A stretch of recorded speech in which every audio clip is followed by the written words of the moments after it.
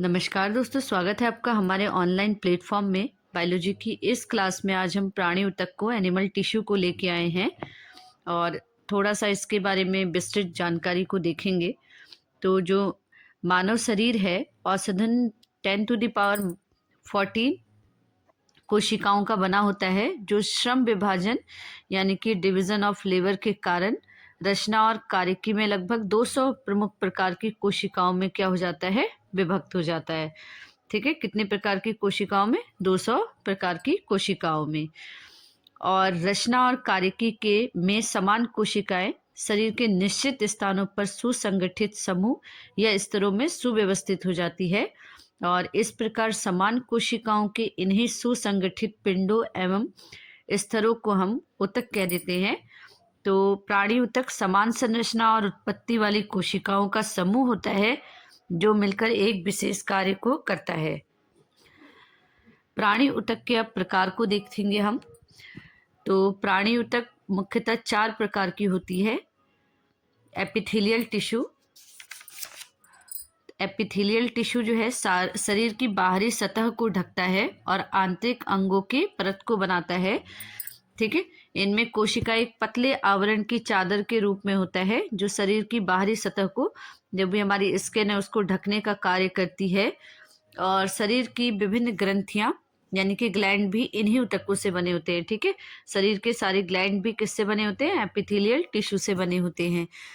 हमारे शरीर की बाहरी त्वचा यानी कि स्किन, ठीक है, और भीतरी अंगों जैसे बकल कैविटी, आहार नाल, श्वास नलिकाएं जिसे हम ट्रैकिया कहते हैं, आदि भी इसी एपिथेलियल टिश्यू की बनी होती हैं। ठीक है, तो इसका कार्य क्या हो जाएगा? सुरक्षा और शोषण और स्राव। और उदाहरण त्वचा, आंतरिक और भीतरी परत। ठीक है, आंतरिक और भीतरी परत भी कौन बनाता है? Epithelial tissue.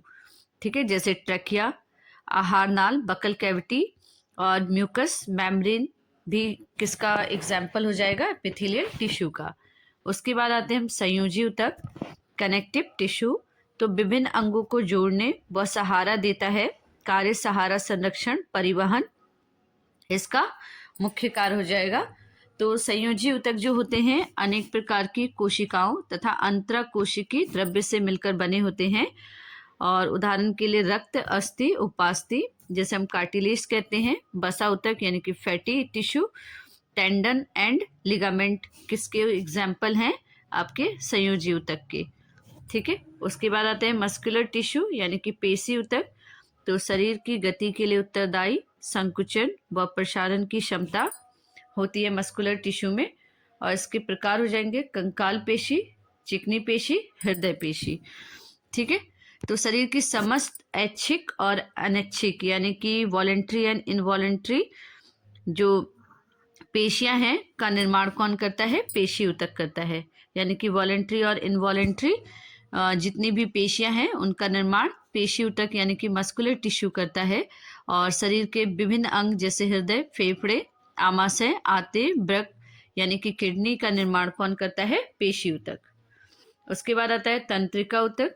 तो शरीर की क्रियाओं का नियंत्रण और समन्वय करता है। तंत्रिका आवेगों का संचार करता है। मस्तिष्क, मेरुरज्जु और तंत्रिका इसके एग्जाम्पल हैं।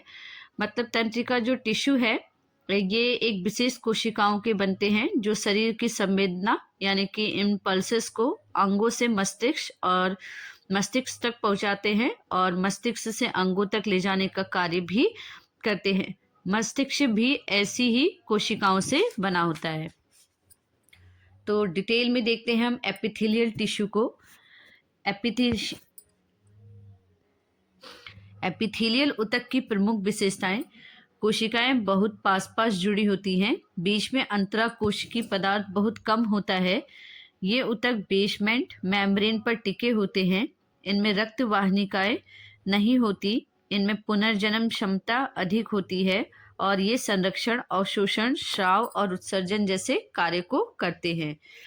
एपिथेलियल ऊतक के प्रकार। तो एपिथेलियल ऊतक के हम टाइप्स को देखेंगे।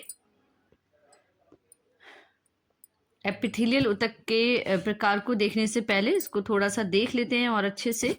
तो ये जंतु शरीर की त्वचा एवं खोखले अंतरांग जैसे मुख गुहा, बकल कैविटी, श्वास नाल जैसे ट्रकिया, आहार नाल तथा रुधिर वाहिनी आदि के बाहरी तथा भीतरी भागों का रक्षात्मक क्या बनाते हैं, आवरण बनाते हैं। जैसे ठोस अंतरांग जैसे जीभ, गुर्दा, यकृत तथा तिल्ली की भी बाहरी सतह में ये पाए जाते हैं। इस ऊतक में जो कोशिकाएं होती है वो कोलेजन प्रोटीन और प्रोटियोग्लाइकन्स के द्वारा निर्मित होती हैं। ठीक है, अब स्टार्ट करते हैं। एपिथेलियल टिश्यू ऊतक के प्रकार, एपिथेलियल टिश्यू के टाइप्स। तो सरल एपिथेलियल में जो है ये कोशिकाओं का आकार चपटा तथा बहुभुजी होता है। ये अंगों में केवल एक परत का आवरण बनाते हैं। ये अंतरांग जैसे फेफड़े के वायुकोश, रुधिर वाहिनियों के चारों तरफ तथा देह गुहा की आदि की सतहों पर पाए जाते हैं। पदार्थों का मिश्रण एक ओर से दूसरी ओर तक पहुंचना इनका मुख्य कार्य है। ठीक है, तो इनके जो टाइप्स हो जाएंगे, इक्वेमस एपिथेलियम ये होते हैं चपटी कोशिकाएं, उदाहरण के लिए फेफड़ों की वायुकोश को ये बनाते हैं। और क्यूबॉइडल एपिथेलियम घनाकार कोशिकाएं, उदाहरण के लिए किडनी की नलिकाएं ये बनाते हैं।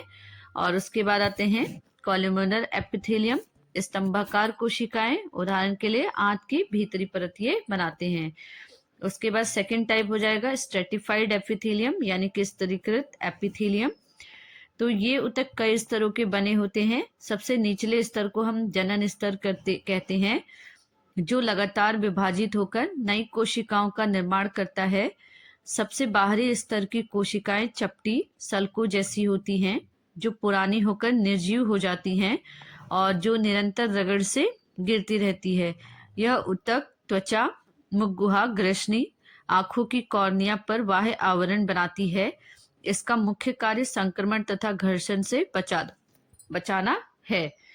ठीक है, तो ये एक से अधिक परतों का बना होता है। और इसके उदाहरण के लिए त्वचा की बाहरी परत ग्रंथि एपिथेलियम यानी कि थर्ड आता है, घनाकार। उसके बाद आता है ग्रंथि एपिथेलियम। तो ग्रंथि एपिथेलियम का कार्य है, सीक्रेशन का कार्य करता है ये। ठीक है, और इसके स्वतंत्र सिरों पर संवेदी रोम होते हैं तथा इसका आधार महीन तंत्रिका तंतुओं से संबंधित रहता है। ये कोशिकाएं घ्राण अंगों की श्लेष्मिका कला, स्वाद कलिका, आंखों की मूर्ति पटल यानी कि रेटिना और सामान्य एपिथेलियम कोशिकाओं के बीच में पाया जाता है। ठीक है, उदाहरण के लिए लार ग्रंथि और पसीना इसके एग्जाम्पल हो जाएंगे। उसके बाद आएगा सीलिएटेड एपिथेलियम। तो कोशिकाओं पर सीलियां या रोम पाए जाते हैं। और श्वसन नली, फैलोपियन ट्यूब एपिथेलियम ऊतक के कार्य हो जाएंगे, शरीर की सुरक्षा, पदार्थों का अवशोषण, स्राव और उत्सर्जन, घर्षण से सुरक्षा। तो ये अलग अलग टाइप के टिश्यू हैं। देखिए एपिथेलियम टिश्यू में सल्की, ये सल्की टिश्यू हो जाएंगे, स्तंभी टिश्यू, और ये हो जाएंगे घनाकार। ठीक है, और रुमा भी, तंत्रिका संवेदी और स्तरित कोशिकाएं। ठीक है, उसके बाद हम नेक्स्ट देखेंगे संयोजी ऊतक यानी कि कनेक्टिव टिश्यू। तो संयोजी ऊतक वह ऊतक है जो शरीर के विभिन्न भागों को ऊतकों से, विभिन्न अंगों और ऊतकों को जोड़ने, सहारा देने, बांधने और सुरक्षा प्रदान करने का काम करता है। यह शरीर में सबसे अधिक पाए जाने वाला ऊतक है और इसकी उत्पत्ति जो है भ्रूण के मेसोडर्म से होती है। शरीर में ये ऊतक सबसे अधिक लगभग 30% होते हैं और ये सभी अंगों के मध्य में पाए जाते हैं। इन ऊतकों का प्रमुख कार्य अंगों को सहारा देना है और ये अंग को ढकते तथा परस्पर बांधे रहते हैं। इन ऊतकों की कोशिकाएं आधारभूत पदार्थ यानी कि मैट्रिक्स स्रावित करती है, अतः कोशिकाएं मैट्रिक्स में क्या रहती हैं, पड़ी रहती हैं। संयोजी ऊतक में श्वेत कोलेजन और पीले लचीले तंतु होते हैं जो इनके कड़ेपन या लचीलेपन में सहायक होते हैं। अब संयोजी ऊतक की मुख्य विशेषताएं हो जाएंगी। कोशिकाएं आपस में दूर दूर स्थित होती हैं। कोशिकाओं के बीच में मैट्रिक्स पाया जाता है। मैट्रिक्स में तंतु फाइबर होते हैं, कोलेजन, इलास्टिक और रेटिकुलर। ठीक है, अब इनके प्रमुख कार्य हो जाएंगे कि अंगों में उपस्थित दूसरे ऊतकों को एक दूसरे से ये बांधने का कार्य करते हैं, ठीक है, एक दूसरे से बांधने का कार्य करते हैं। उसके बाद संयोजी ऊतक संग्रह का कार्य करते हैं, ठीक है, और कंकाली संयोजी ऊतक उपास्थि तथा अस्थि शरीर को सहारा देते हैं। संवहन ऊतक यानी कि वेस्कुलर टिश्यू जैसे रुधिर और लसिका विभिन्न पदार्थों का संवहन करते हैं। संवहन ऊतक की प्लाज्मा कोशिकाएं एंटीबॉडी स्रावित करके शरीर को जीवाणुओं और अन्य बाहरी परतों से रक्षा करती है, ठीक है। उसके बाद अंतराली ऊतक एल्यूब्यूलर जो टिश्यू होते हैं इसमें पैकिंग मटेरियल का काम करते हैं, जो अंगों के चारों ओर व्यवस्थित होकर उनकी सुरक्षा करते हैं। अब देखेंगे संयोजी ऊतक के प्रकार। तो वास्तविक संयोजी ऊतक यानी कि प्रॉपर कनेक्टिव टिश्यू, ठीक है। तो प्रॉपर कनेक्टिव टिश्यू में आपके हो जाएंगे सिंपल लूज कनेक्टिव टिश्यू, ठीक है। सिंपल लूज कनेक्टिव टिश्यू में एरियोलर ऊतक त्वचा और मांसपेशियों के बीच, वसा ऊतक यानी कि एडिपोज वसा संग्रह ताप नियंत्रण, और रेटिकुलर ऊतक प्लीहा और लिम्फ नोड। घना संयोजिक ऊतक डेंस कनेक्टिव टिश्यू टेंडन मांसपेशी को हड्डी से जोड़ता है, लिगामेंट हड्डी को हड्डी से जोड़ता है, ठीक है, फेसिया। तो सिंपल कनेक्टिव टिश्यू में ये अंतराली संयोजी ऊतक भी कहे जाते हैं, एरियोलर कनेक्टिव टिश्यू भी इनको कहा जाता है, ठीक है। ढीला संयोजी ऊतक लूज कनेक्टिव टिश्यू को हम एरियोलर कनेक्टिव टिश्यू भी कहते हैं। ये पूरे शरीर में सबसे अधिक फैला होता है और अंतरांगों के चारों ओर, त्वचा और उपकलाओं के नीचे, पेशियों के बीच में, रुधिर वाहिनी एवं तंत्रिका के चारों ओर, श्वसन नाल और आहार नाल की अधश्लेष्मिका में और मेस्ट्रीज में और अन्य अंगों में, ऊतकी ढांचे यानी कि पीठिका में, स्ट्रोमा में यही ऊतक होता है, ठीक है। इसका जेली सदृश मैट्रिक्स पदार्थ जो है वो कैसा होगा, पारदर्शक और चिपचिपा होता है, और इसमें असीमित आकार की चपटी बड़ी फाइब्रोसाइट्स फाइब्रोब्लास्ट पाए जाते हैं। इनमें मैट्रिक्स तथा तंतुमय प्रोटीन स्रावित होता है। अनियमित आकार के मैक्रोफेजेस कोशिकाएं हानिकारक, निरर्थक एवं मात्र कोशिकाओं का भक्षण करती है। मैट्रिक्स में उपस्थित मास्ट कोशिकाओं से हिस्टामिन, हेपेरिन, सेरोटोनिन आदि का स्रावित होता है और ये एलर्जी, जलन तथा सूजन आदि प्रतिक्रियाओं में भाग लेती हैं। इनके अतिरिक्त मैट्रिक्स में प्रतिरक्षी का निर्माण करने वाले लिम्फोसाइट तथा वसा कोशिकाएं पाई जाती हैं। उसके बाद आएगा डेंस संयोजी ऊतक। तो मांसपेशी को हड्डी से ये जोड़ता है और इस प्रकार के जो ऊतक है मैट्रिक्स में मुख्य रूप से फाइब्रोसाइट्स की कोशिकाएं अधिक होती हैं इसमें, और ये तंतुओं का निर्माण करती हैं। तंतु की प्रकृति के आधार पर ये दो तरीके के होते हैं। श्वेत कोलेजन तंतुमय संयोजी ऊतक यानी कि white collagen fibrous connective tissue, इसमें श्वेत कोलेजन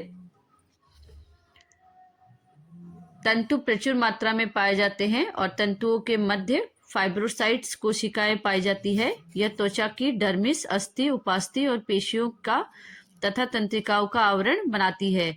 इससे श्वेत कोलेजन तंतु परस्पर मिलकर कंडराओं का निर्माण करते हैं यानी कि टेंडन्स का निर्माण करते हैं। फिर उसके बाद आएगा येलो इलास्टिक कनेक्टिव टिश्यू। इसके मैट्रिक्स में पीले लचीले इलास्टिक तंतु परस्पर समांतर समूहों में लगे रहते हैं और ये लिगामेंट का निर्माण करते हैं, ठीक है। उसके बाद आते हैं सपोर्टिव कनेक्टिव टिश्यू। तो सपोर्टिव कनेक्टिव टिश्यू में कार्टिलेज, नाक कान श्वास नली और हाइलाइन इलास्टिक फाइब्रो कार्टिलेज इनके प्रकार हो जाएंगे। और अस्थि यानी कि बोन शरीर को आकार व सुरक्षा देती है। कैल्शियम और फास्फोरस का इसमें भंडार होता है। उसके बाद आएगा फ्लूइड कनेक्टिव टिश्यू। तो ऑक्सीजन, पोषक तत्वों का परिवहन, लिम्फ, प्रतिरक्षा और द्रव्य संतुलन का कार्य होता है। और संयोजी ऊतक के कार्य हो जाएंगे अंगों को जोड़ना, शरीर को सहारा देना, सुरक्षा प्रदान करना, पदार्थों का परिवहन और ऊर्जा का संग्रहण, ठीक है। तो यहाँ से बार बार क्वेश्चन पूछे जाते हैं, अच्छे से देख लीजिए। ये कनेक्टिव टिश्यू के डायग्राम है। ये मास्ट कोशिकाएं हैं, कोलेजन तंतु, फाइब्रोसाइट्स, लचीले तंतु, लिम्फोसाइट्स, मैट्रिक्स, मैक्रोफेज और वसा कोशिकाएं। तो आज हमने इम्पोर्टेंस एनिमल टिश्यू के इम्पोर्टेंट फीचर्स को देखा, उनके बारे में जानकारी ली। और आज के लिए इतना ही। चैनल को ज़्यादा से ज़्यादा लाइक करिए, शेयर करिए, सब्सक्राइब करिए। धन्यवाद।